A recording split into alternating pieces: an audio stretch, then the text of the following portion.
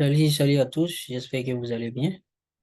Alors, on va commencer un nouveau programme des mécaniques des sols. Ce programme-là n'est pas vraiment euh, le programme, bon, je vais dire c'est peut-être le programme américain, ok? Le programme américain, mais on va essayer de faire pour, pour aider à ceux qui sont intéressés.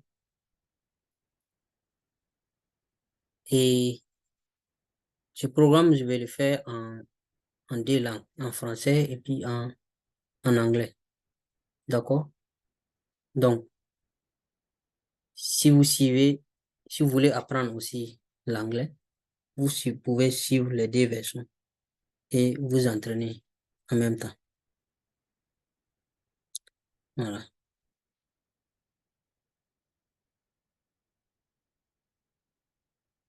Attends, je vois. Ça, c'est la version.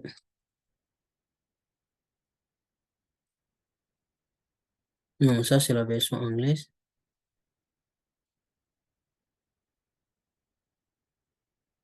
Ok. Et voici la version française. Donc, la version anglaise est disponible. Vous pouvez trouver les liens dans les commentaires. D'accord? Allons-y. Donc, je répète, ce programme-là, c'est pas vraiment, et surtout les programmes américains. Donc,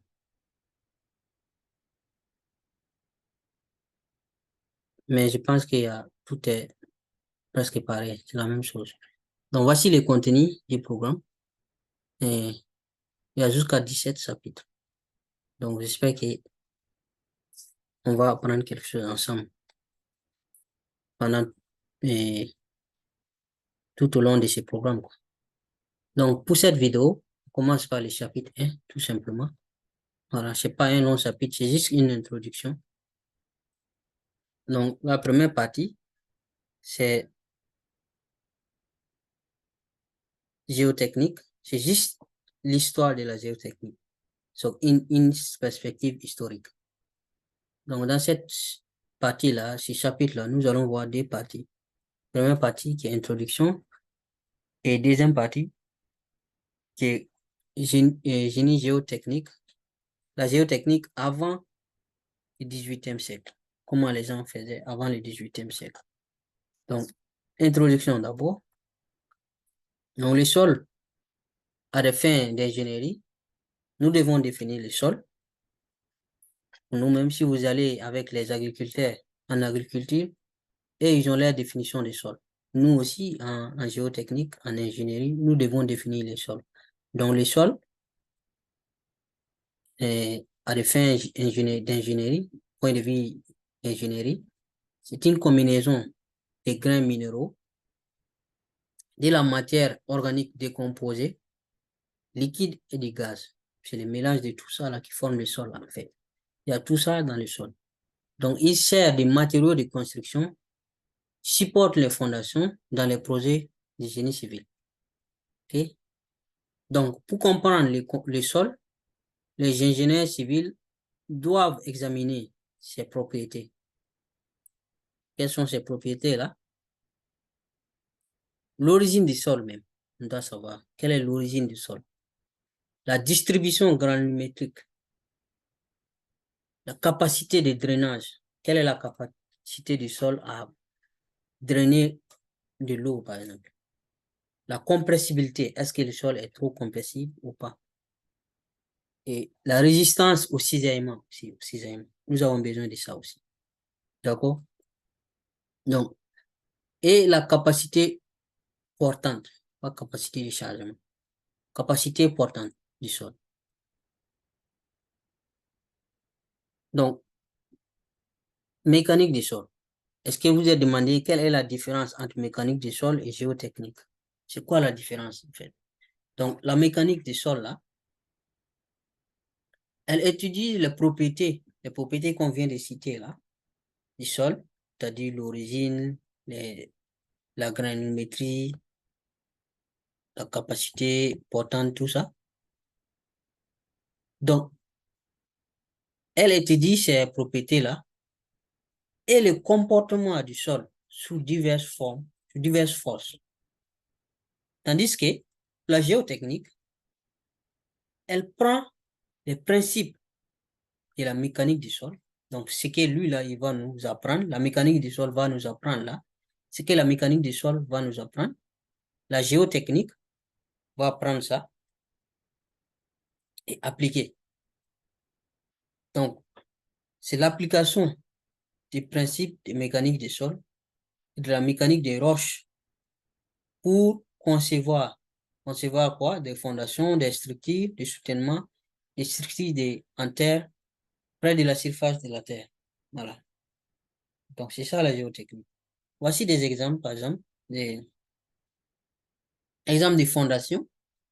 Donc, si nous ne maîtrisons pas euh, les fondations, c'est-à-dire les dimensionnements, si les dimensionnements n'est pas bien fait, ça peut causer des dégâts, quoi, des fatalités. Vous voyez, par exemple, comment la fondation n'est pas adaptée, peut causer la ruine de l'immeuble, des immeubles. Un autre exemple est ce cas-là, les glissements de terrain. Glissement de terrain, celui-là, c'est un glissement de terrain survenu à Pérou en 2018. Donc, vous voyez ici, c'est le sol entier qui bouge. Tout ça, ça bouge. Et il y a des maisons en bas ici. Le sol va emporter les maisons sur son passage. Donc, c'est très important de savoir comment stabiliser ces, ces genres de choses, ces genres de mouvements de terrain-là. Donc, ça arrive dans des zones montagneuses. Donc, c'est une montagne ou bien une pente naturelle. Et aussi dans les mines en ciel ouvert. Donc, la mine peut s'effondrer si les pentes ne sont pas bien stabilisées. Donc, tout ça, c'est la géotechnique. D'accord? Donc, géotechnique maintenant avant le 18e siècle. Qu'est-ce que les gens faisaient avant le 18e siècle? Ils faisaient la géotechnique, peut-être même sans le savoir. Donc, les origines de l'ingénierie géotechnique, là, remontent vraiment depuis l'Antiquité. Mais c'est la véritable compréhension a émergé au 18e siècle. Donc, c'est à partir du 18e siècle que les gens ont commencé à prendre la géotechnique au sérieux et à faire des sérieuses études sur ça. Okay? Donc, avant ça, c'était juste basé sur leur expérience passée, des pratiques expérimentales. Donc, il n'y avait aucun fondement scientifique avant. Donc, des structures ont été construites sur la base donc, des expériences et certains en diront tandis que d'autres se sont détériorés. Donc, il y a des structures quand même qui ont tenu bon et qui tiennent bon jusqu'à présent. Et il y a des structures qui n'ont pas tenu du tout. Donc, il y a des digues d'avant 2000 ans avant Jésus-Christ qui ont été construites dans les bassins de l'Indus pour protéger la ville de Mohenjo-Dara. C'est ce qui est devenu Pakistan aujourd'hui. Aussi en Chine, pendant la dynastie Qing, de 1120 avant Jésus-Christ à 2409 avant Jésus-Christ. Donc, pendant cette période aussi, de nombreuses digues ont été construites pour faire de l'irrigation, à des fins d'irrigation. Okay? À partir donc d'environ 2700 ans avant Jésus-Christ, plusieurs pyramides ont été construites en Égypte, dont la plupart ont été construites comme des tombes pour les pharaons du pays et leurs épouses.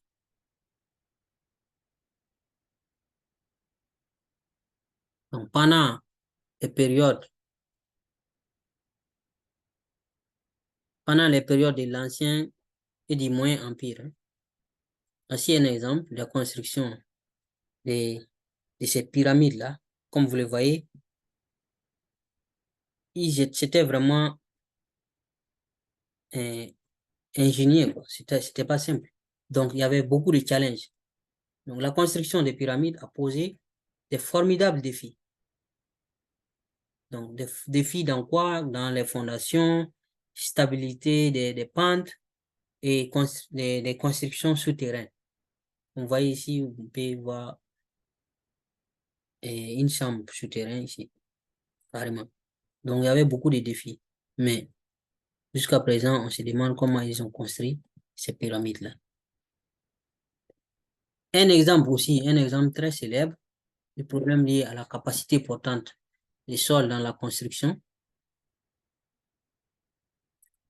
c'est c'est la tour. Je ne sais pas comment on lit ça, Pise, ou je sais qu'en anglais c'est Pisa, la tour pensée de Pise en Italie. Donc cette tour-là, elle a été construite, la construction a commencé en 1173 avant Jésus-Christ, lorsque cette république de Pise là, était florissante, et s'est poursuivie en plusieurs étapes pendant plus de 200 ans. Donc, c'est pas en un seul moment ils ont construit la tour, c'est pendant plusieurs années qu'ils ont construit la tour. Donc, la structure là pèse environ 15 700 tonnes. Okay? Et soutenir, donc les fondations là, il y a une fondation circulaire de 20 mètres de diamètre. D'accord? Donc, la tour s'est inclinée dans le passé vers l'est, le nord, l'ouest et enfin vers le sud. Donc, plusieurs fois, plusieurs inclinaisons. Mais ça ne tombe pas. Donc, des recherches récentes ont montré que en bas de la tour, là, il y a une couche d'environ environ une profondeur de 11 mètres. Il y a une couche de sol dont la compression a provoqué l'inclinaison. Une couche d'argile, en fait. Une couche d'argile faible qui existe en bas de la fondation. Et c'est ça qui fait que, comme la couche d'argile est compressible, donc vous voyez un peu comment on a besoin d'étudier la compressibilité du sol.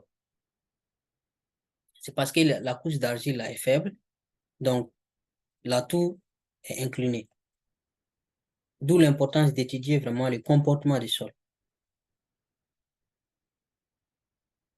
Donc, la tour là, pardon, elle est devenue plus de 5 mètres hors d'aplomb avec la hauteur de 54 mètres. Donc, ça veut dire que si on démarre ici, en bas ici de la tour, et on part verticalement, comme ça par exemple, donc entre ce point-là et le haut de la tour, ça va faire 5 mètres. Donc, tellement c'est incliné.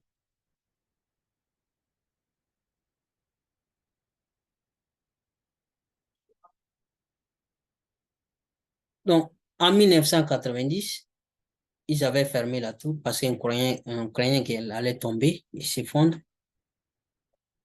Et récemment, la tour a été stabilisée en creusant le sol sur le côté nord de la tour.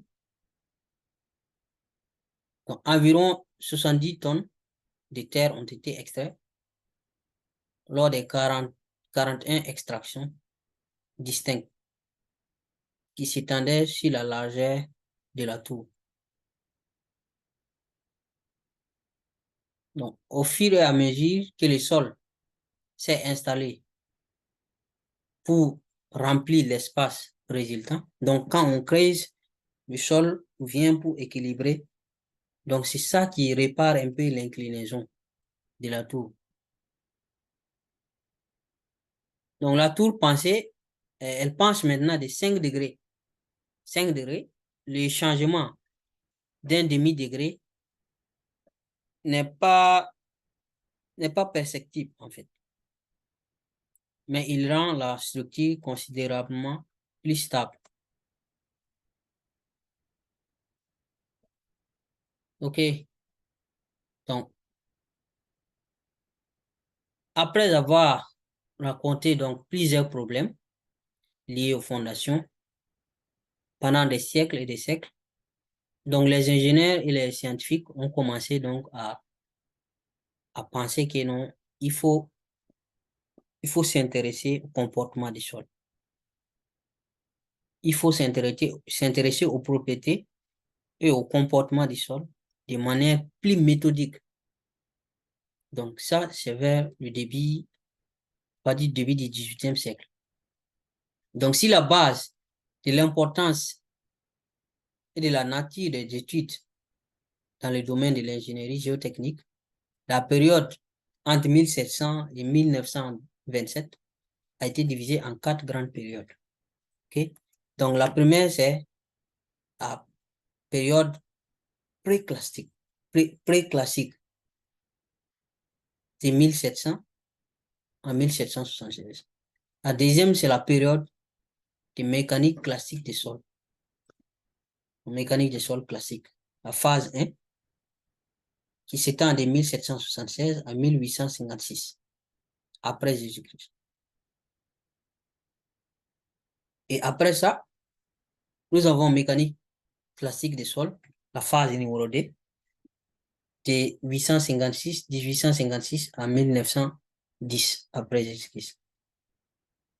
Et la dernière, mécanique des sols modernes, de 1910 à 1926, après Jésus-Christ.